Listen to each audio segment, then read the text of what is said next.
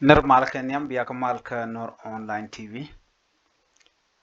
Kenyam mi jiram jidit ka Nur Online TV gorjen wajinde jenyo nasim kokien. Ko blaren content banon ka Nur Online TV channel bi ka kula mala jege. Bana rach ka ki weekend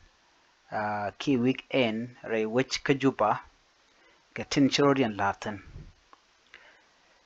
Gorjen wo bi kon motor ban jelin ko kwide. Name breaking news ka dorba mdewo shit ka lok be nyo tur mandan ci to gwasa me ko naga jeno de nyo mandan le roda no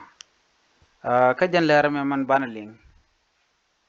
ka jen weekend me re wiki juba no take rek ci to tin kere ka me to ko roda re wich ka juba ka jabal dinka rewi ka juba jabal dinka no take turbil mi choro duñ etena adreide en turbil mo chala do teram chomo ka bot jen turbil mo kwana je gwich charo mo me charo ko pingwadum arama tiri me de wuduñ turbil ona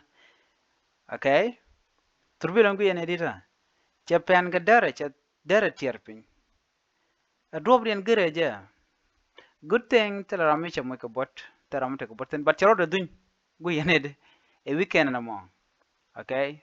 they're just lucky okay taramshi botchejek na men chore lat ka kanir content take a weekend re wiki juba imagine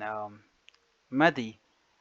ka be tarbil bi udun ke be mad bi kuje be mad be obiyon